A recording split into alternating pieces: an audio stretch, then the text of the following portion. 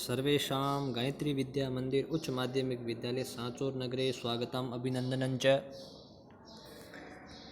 आज हम 10वीं कक्षा का जो पंचम पाठ है वाक केली, उस पाठ का प्रारंभ कर रहे हैं। वाक केली का मतलब होता है प्रहेलिका। प्रहेलिका मतलब अपनी भाषा में अपन उसको क्या कहते हैं, पहेली कहते हैं। अपन पूछते हैं ना कि भाई इस पहेली का उत्तर क्या है, उस पहेली को ही संस्कृत में वाक केली कहते हैं। शुरू कर रहा हूँ मैं पाठ को। पंचमः पाठः। प्रहेलिकाम कौन जानाति, प्रहेलिका को कौन नहीं जानता, इस पहेलियों को कौन नहीं जानता। मतलब सब जानते हैं लोग, ऐसा तो है नहीं कि भाई पहेली को कोई नहीं जानता, लगभग इन पहेलियों को सब जानते हैं। आगे कहते हैं कम वा जन्म ना कृष्यति मनोविनोदकारिणी प्रहेलिका। किसका, ऐसा कौन व्यक्ति है, कम वा जन्म ऐसा कौन सा जन है, व्यक्ति है, ना आकृष्यति जिसको ये अपनी ओर आकर्षित नहीं करती। कौन? मनोविनोदकारिणी प्रहेलिका, जो मनोविनोद करने वाली ये जो प्रहेलिका है, ये प्रहेलिका ऐसा कौन व्यक्ति है जिसका अपनी ओर आकर्षण नहीं करती, अर्थात सभी को अपनी ओर ये खींचती है। एषा खलु मनोरंजनस्य प्राचीना विधा वर्तते, और निश्चय ही ये जो प्रहेलिका है ये मनोरंजन की बहुत ही प्राचीन विधा है, सबसे प्राचीन विधा है अगर मनोरंजन करने की। प्रहेलिका उक्ति वैश्चित्र्यम वाककेली इत्यादि पर्याय शब्दाः सन्ति। ये जो पहेलियाँ हैं इसके कुछ पर्यायवाची शब्द दे रखे हैं, उन शब्दों की बात कर रहे हैं। इसको कुछ प्रहेलिका कहते हैं, कुछ को प्रहेलिका कहते हैं, कुछ को उक्ति वैश्चित्र्यम। उक्ति वैश्चित्र्य का मतलब होता है बोलने में विचित्रता दिखाना, बात को कहने में विचित्रता, उसमें एक नई हो, उसको कहते हैं उक्ति वैश्चित्र्यम।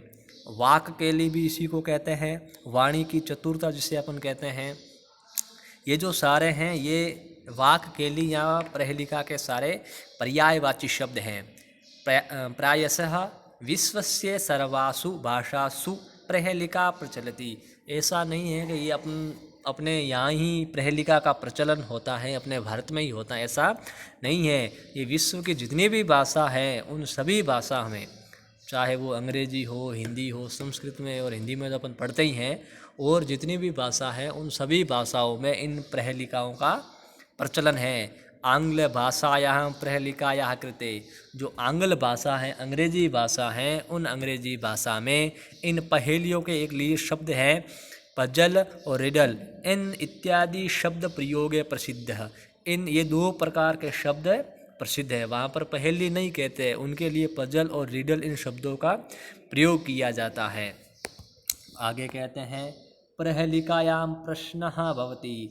प्रहेलिका में होता क्या है, प्रहेलियों में एक तो प्रश्न होता है, यस्य उत्तरम श्रोता अन्वेषणीयम भवति, और उनका जो उत्तर है वो श्रोता द्वारा, श्रोता का मतलब होता है जो सुनने वाले होते हैं, उनके द्वारा अन्वेषणीयम भवति, उनके द्वारा खोजा जाता है। ये कोई प्रश्न पूछेगा और उसका उत्तर है जो सुनने वाला होगा, जो श्रोता होगा, वो श्रोता ही उसका उत्तर खोजेगा। प्रहेलिका द्विधा भवति, जो प्रहेलिका होती है वो कितने प्रकार की होती है, वो दो प्रकार की होती है। स्वपदो उत्तर प्रहेलिका, अश्वपद उत्तर प्रहेलिका। जो पहेलियाँ होती हैं उन पहेलियाँ दो प्रकार की हैं, एक है स्वपद उत्तर और एक है अश्वपद उत्तर प्रहेलिका। अब ये स्वपद और अश्वपद क्या होता है, इसको आप ऐसा समझो। स्वपद उत्तर प्रहेलिका का मतलब होता है ऐसी कोई पहेली होगी और उस पहेली का उत्तर उस पहेली के अंदर ही होगा, अंदर ही कुछ ऐसा शब्द होगा, उस शब्द से ही उसका अर्थ निकलता हो। तो कहने का मतलब उस जो पहेली में जो श्लोक आदि पूछा है उन श्लोकों के अंदर ही उसका उत्तर होगा, तो उसको तो कहेंगे स्वपद उत्तर प्रहेलिका। और अश्वपद उत्तर का मतलब होता है ऐसी पहेली होगी जिसका उत्तर आपको दूसरी जगह ढूंढना पड़ेगा, उस श्लोक में उसका उत्तर नहीं मिलेगा, उस पहेली में उसका उत्तर नहीं होगा। तो इसने लिखा भी है आगे क्या, स्वपद उत्तर प्रहेलिकायाम प्रश्नस्य प्रश्नस्य उत्तरम प्रहेलिकाया पदेषु एव कश्चित् निहितम भवति। क्या कहा इसने, जो स्वपद प्रहेलिका होती है उसमें पूछा गया जो प्रश्न है उस प्रश्न का जो उत्तर है वो प्रहेलिका के किसी पद में कहीं निहित होता है, उस पहेली के अंदर ही इसका उत्तर होता है। और एक है अश्वपद उत्तर प्रहेलिका, और एक होती है अश्वपद उत्तर। उससे पता, स्वपद मतलब स्वयं का पद है, उत्तर में उस उत्तर के रूप में, अश्वपद मतलब उस स्वयं श्लोक का पद उत्तर के रूप में नहीं है तो अश्वपद। तो इसने कहा अश्वपद में क्या होता है, उत्तरम बहिरेव, उसका उत्तर तो क्या होता है, बाहरी होता है। ने तु पदेषु निविष्टम, कहीं पदों में उसका उत्तर निविष्ट नहीं होता है, श्लोक में कहीं पर भी उसका उत्तर नहीं होता है, वो आपको खोज कर ही बाहर से ही लेना होता है। प्रहलिकासु या चमत्कृति दृश्यते सा कदाचित श्लेष यमक आदि अलंकार माध्यमेन कदाचित से संधि समास आदि माध्यमेन उत्पाद्यते। क्या कहा इसने कि इन प्रहेलिकाओं में जो चमत्कृति होती है, जो चमत्कार देखा जाता है, वो चमत्कार कभी कभी अपन जब श्लेष यमक आदि अलंकार पढ़ते हैं उन अलंकारों में देखा जाता है। कभी कभी अपन देखते हैं एक शब्द के दो अर्थ निकल जाते हैं, ऐसे अलंकारों में होता है। कभी कभी दो दो जोड़े लिए जाते हैं, उन जोड़ों का अर्थ लिया जाता है, तब भी उनका अर्थ चेंज हो जाता है। तो ये जो अलंकारों में चमत्कार होता है, ऐसा ही अपने चमत्कार कहाँ देखने को मिलता है, इन पहेलियों में देखने को मिलता है। कभी कभी संधि के माध्यम से ही वो अर्थ छुपा रहता है, जो जिस शब्द को अपन ढूंढते हैं वो शब्द कभी कभी संधि के माध्यम से अपने को पता चलता है, और कभी कभी समास आदि के माध्यम से उस शब्दों का पता चलता है कि उसका अर्थ क्या है।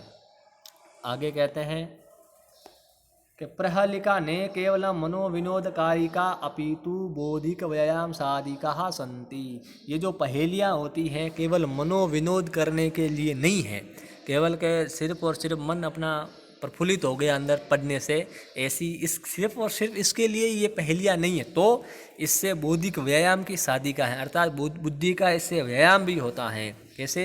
क्योंकि जब अपने को कोई पहेली पूछेगा तो तब अपन क्या करेंगे, उसका अर्थ पे सबसे पहले तो उसका अर्थ लेंगे, अर्थ के बाद में अपन उसका उत्तर ढूंढेंगे। जब उत्तर ढूंढने से अपनी बुद्धि लगानी पड़ती है तो बुद्धि का तो व्यायाम होगा ना। तो बुद्धि का व्यायाम की जो साधिका है, बुद्धि का व्यायाम साधने वाली है, वो भी कौन है, पहेली है। तो बुद्धि का विकास भी इस पहेलियों के माध्यम से होता है। इयम शाब्दी क्रीड़ा अपि बोधि क्रीड़ा अपि च विद्यते। ये जो क्रीड़ा है प्रहेलिका की, ये शब्दों के द्वारा भी खेला जाता है, शब्दों की क्रीड़ा है और बुद्धि के माध्यम से होती है, इसलिए उसको बुद्धि जो बौद्धिक क्रीड़ा है वो भी कहते हैं। क्योंकि शब्दों के माध्यम से ये प्रहेलिका का उत्तर आदि होता है, तो शाब्दिक क्रीड़ा हो गई, और बुद्धि के माध्यम से ही कभी कभी उत्तर बाहर से भी ढूंढा जाता है, तो ये बौद्धिक क्रीड़ा भी, इसको बौद्धिक क्रीड़ा भी कहते हैं। संस्कृत कवय प्रहेलिका परंपरा संवर्धितवन्तः। और जो संस्कृत के जितने कवि हैं उन लोगों ने इन प्रहेलिकाओं की जो परंपरा रही है उनका हमेशा संवर्धन किया है, उनमें हमेशा वृद्धि की है। अस्मिन् पाठे काश्चन प्रसिद्धा प्रहेलिका विविधेभ्य ग्रंथेभ्य समाकृष्य प्रस्तूयन्ते। आपके इस पाठ में कांचन प्रसिद्धा, कुछ प्रसिद्ध जो पहेलियाँ हैं जो विभिन्न ग्रंथों से लेकर के यहाँ पर प्रस्तुत की जा रही हैं। आगम्यताम आइए, पठ्यताम पढ़िए, आस्वाद्यताम अर्थात इसका आस्वादन कीजिए, आस्वादन लीजिए, जो भी आप कहो, आइए पढ़िए और आस्वादन लीजिए। अब वाक केली जो पाठ है, अब इसमें है क्या, प्रहेलिका की सबसे पहली जो पहेली है उसकी आपके सामने मैं चर्चा कर रहा हूँ। क्या है ये, इसमें लिखा कि कस्तूरी जायते कस्मात् को हन्ति करीणाम कुलम किम कुर्यात कातरो युद्धे मृगात सिंह पलायते। क्या कहा कि कस्तूरी जायते कस्मात्, जो कस्तूरी होती है, कस्तूरी समझते हो आप, कस्तूरी का मतलब होता है जो मृग आदि के अंदर एक विशेष प्रकार की सुगंध पाई जाती है, उसको अपन क्या कहते हैं, कस्तूरी कहते हैं। तो इसमें यह सामान्य रूप से पहले प्रश्न ही पूछ रहा है कि जो कस्तूरी जायते कस्मात्, अर्थात जो कस्तूरी है विशेष प्रकार की जो गंध है वो किससे उत्पन्न होती हैं। को हन्ति करीणाम कुलम, करी कहते हैं हाथियों को, हाथियों के कुल का हनन कौन करता है, हाथियों के कुल को कौन मारता है। अगला है किम कुर्यात कातरो युद्धे, क्या करता है, कातर कहते हैं जो कायर पुरुष होता है उसको कातर कहा जाता है। युद्धे मतलब युद्ध में, जो कायर पुरुष होता है वो युद्ध में क्या करता है। मृगात सिंह पलायते, और जो मृग है उस मृग से शेर पलायन करता है। हकीकत में तो ये सब का उत्तर है वैसे, लेकिन आपको समझाने के लिए मैं बता रहा हूँ। दोबारा देखो आप,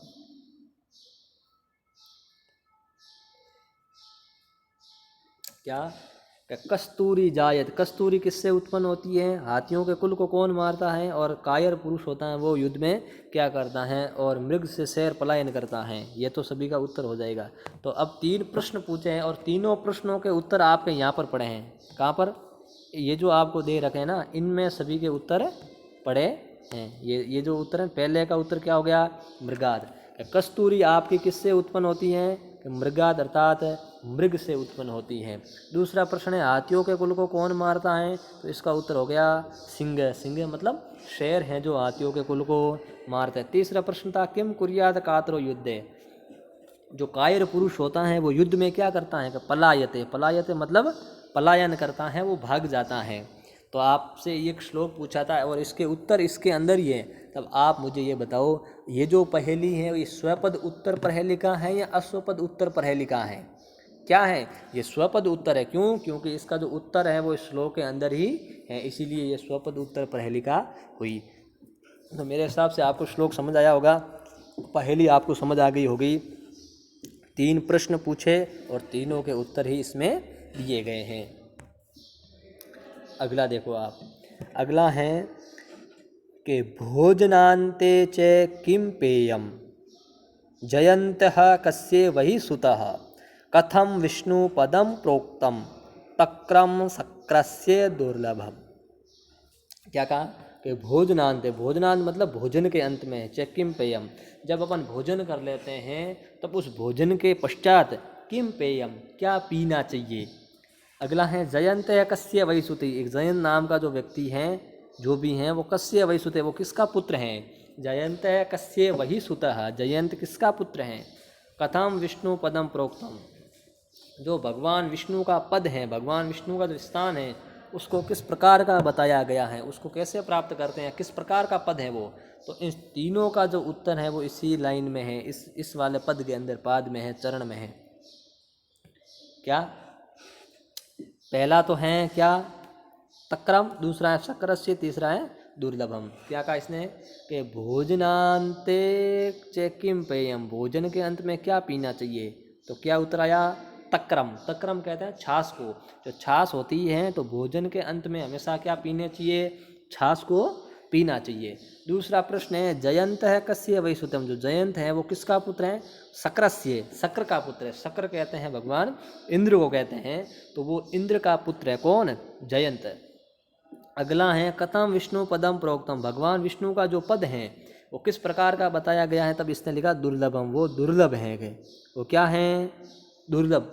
दुर्लभ मतलब कठिनता से जिसको अपन प्राप्त करते हैं, इस प्रकार भगवान विष्णु का पद है। तो सबसे पहले आप श्लोक का अर्थ कर, अगर मान लो इस लाइन का मैं ऐसे सामान्य अर्थ लेता हूँ तो तक्रम शक्रस्य दुर्लभम, तो इसका अर्थ क्या होगा, इंद्र के लिए जो छाछ है वो दुर्लभ है। ये कोई वैसे अर्थ विशेष नहीं होता है। ये इन तीनों जो प्रश्न पूछे हैं, इन तीनों प्रश्नों के क्या हैं, उत्तर है। श्लोक अर्थ दोबारा देखो, भोजन के अंत में क्या पीना चाहिए, जयंत किसका पुत्र है, भगवान विष्णु का पद कैसा बनाया गया है, और इंद्र के लिए छाछ दुर्लभ है। अब देखो ये जो नीचे वाले 3 पद दिए हैं लास्ट वाले चरण में, ये तीनों के क्या हो गए, उत्तर हो गए। ये भोजन के अंत में छाछ को पीना चाहिए, जयंत इंद्र का पुत्र है, और भगवान विष्णु का जो पद है उसको दुर्लभ बताया गया है। अगले श्लोक में बढ़ रहा हूँ मैं।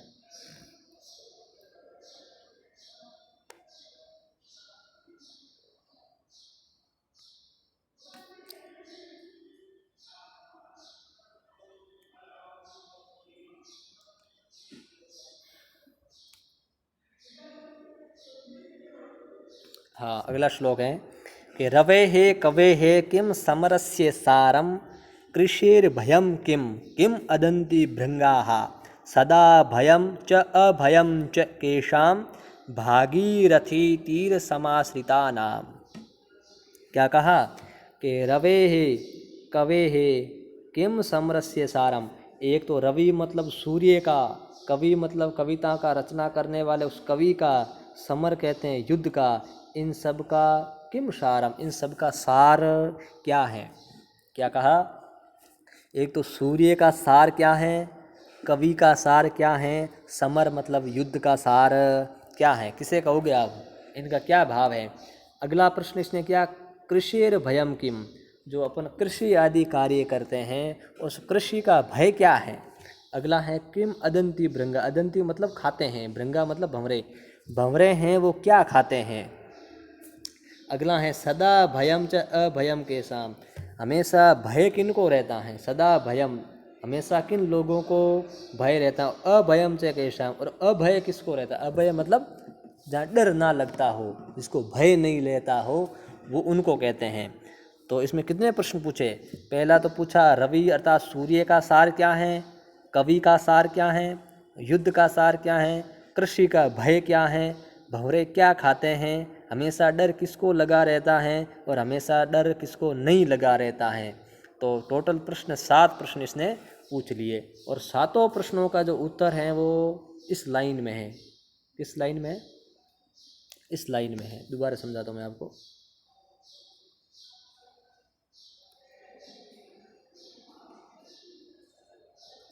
अब आप समझोगे इसे कि रवे कवे है समरस्य कृषि भयम किम अदंती भृंगा सदा भयम। कितने प्रश्नों के, 1 2 3 4 5 6 और 7 प्रश्न हैं।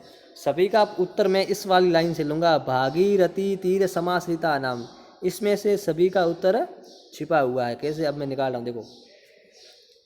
सबसे पहले मैंने भा को निकाला, भा, भा का मतलब होता है प्रकाश, भा का मतलब क्या होता है, प्रकाश। तो जो सूर्य है, सूर्य का सार क्या हुआ, प्रकाश हुआ, सूर्य का सार क्या हुआ, प्रकाश हुआ।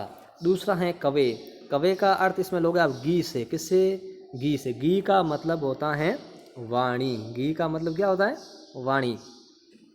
तो कवि होता है, कवि का सार क्या है, कवि का सब कुछ क्या होता है, कवि का सब कुछ उसकी वाणी ही है।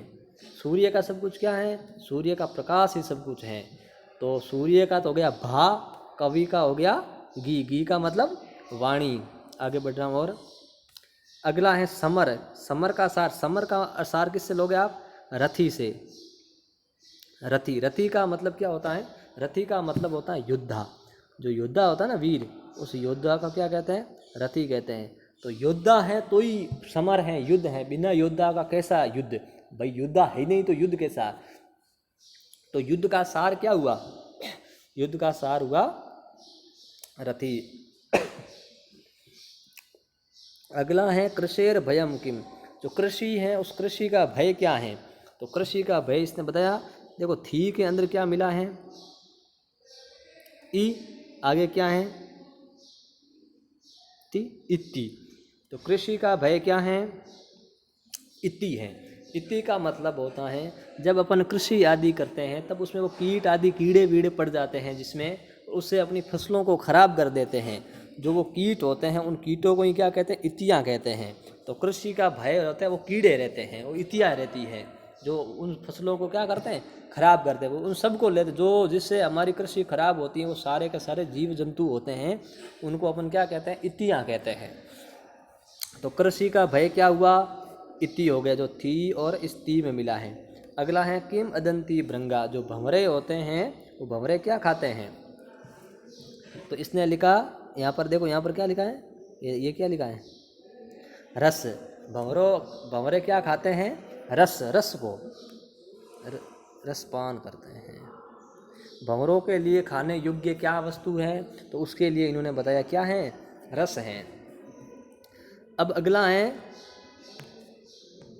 सदा भयम, हमेशा डर किन लोगों को लगा रहता है, तब कहते हैं समाश्रिता नाम, या फिर आश्रिता नाम, ऐसा भी ले सकते हो, आश्रिता नाम।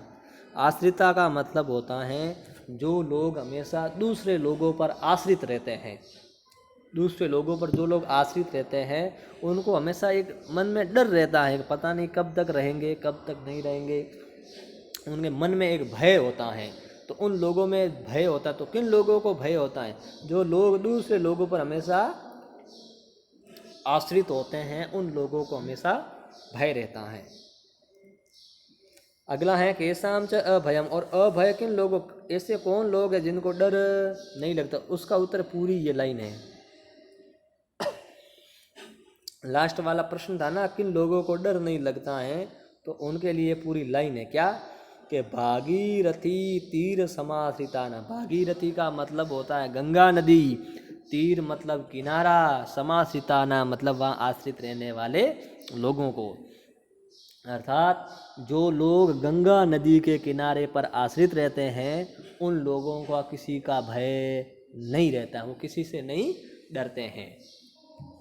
श्लोक दोबारा देखो कि रवि, सूर्य और कवि। सूर्य का सार क्या है? प्रकाश। कवि का सार क्या है? वाणी। युद्ध का सार क्या है? योद्धा वीर। कृषि का भय क्या है? इत्तियाँ। भंवरे किसका क्या खाते हैं? रसम। हमेशा डर किनको रहता है? जो लोग दूसरों पर आश्रित रहते हैं उनको। और हमेशा डर किनको नहीं रहता है? तब कहते हैं जो लोग गंगा नदी के किनारे पर निवास करते हैं उन लोगों को किसी का भी डर नहीं रहता है। अगले जो प्रहेलिका है इनकी चर्चा अपन अगली क्लास में